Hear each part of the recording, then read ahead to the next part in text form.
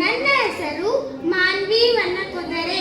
ನಿಮಗೇನಾದರೂ ಗೊತ್ತಾ ನಾನು ಯಾರು ಅಂತ? ನಾನು ನ್ಯಾಯ ದೇವತೆ. ನೀವೆಲ್ಲರೂ ನನಗೆ ಕೋರ್ಟ್ನಲ್ಲಿ ನೋಡಿರುತ್ತೀರಿ. ನಾನು ನನ್ನ ಕಣ್ಣುಗಳನ್ನು ಕಟ್ಟಿಕೊಂಡಿದ್ದೇನೆ. ಹಾಗಂತ ನಾನು ಕುರುಡೆ ಅಲ್ಲ. ನಾನು ನನ್ನ ಕಣ್ಣುಗಳನ್ನು ಕಟ್ಟಿಕೊಂಡಿದ್ದೇನೆ ಯಾಕಂದರೆ ನ್ಯಾಯ ಮಾಡುವಾಗ ನಾನು ಯಾರಲ್ಲೂ ಭೇದ ಭಾವ ಮಾಡಬಾರದು. ಅವರು ಬಡವರೇ ಇರಲಿ, ಶ್ರೀಮಂತರೇ ಇರಲಿ, ದೊಡ್ಡವರೇ ಇರಲಿ, ಚಿಕ್ಕವರೇ ಇರಲಿ, ನನ್ನ ಸ್ವಂತ ಸಂಬಂಧಿಕರೇ ಇರಲಿ, ನನ್ನ ಮುಂದೆ ಎಲ್ಲರೂ ಒಂದೇ ಸಮಾನರು. ನನ್ನ ನ್ಯಾಯ ಎಲ್ಲರಿಗೂ ಒಂದೇ.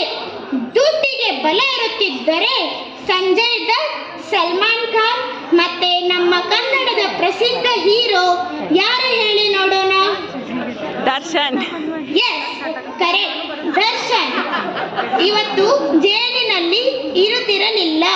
ರಾಜಕೀಯದಲ್ಲಿ ಶಕ್ತಿ ಇರುತ್ತಿದ್ದರೆ ಶಶಿಕಲಾ, ಜಯಲಲಿತಾ ಮತ್ತು ಕೇಜ್ರಿವಾಲ್ ಜೈಲ್ ಮೇ ಚಕ್ಕಿನ ಪೀಸ್ತೆ.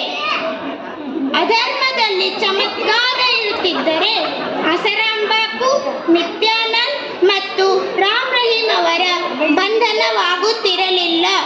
ನನ್ನ ದೃಷ್ಟಿಯಲ್ಲಿ ಎಲ್ಲರೂ ಒಂದೇ ಸಮಾನರು. ಇವತ್ತು ನಾವೆಲ್ಲರೂ ಖುಷಿಯಿಂದ ಗಣೇಶನನ್ನು ಬರಮಾಡಿಕೊಂಡಿದ್ದೇವೆ. ಅಷ್ಟೇ ಖುಷಿಯಿಂದ ಗಣಪನಿಗೆ ವಿಸರ್ಜನೆ ಮಾಡಬೇಕು. ವಿಸರ್ಜನೆ ಮಾಡುವಾಗ ಹೊಡೆದಾಟ ಬಡೆದಾಟ ಮಾಡಬಾರದು.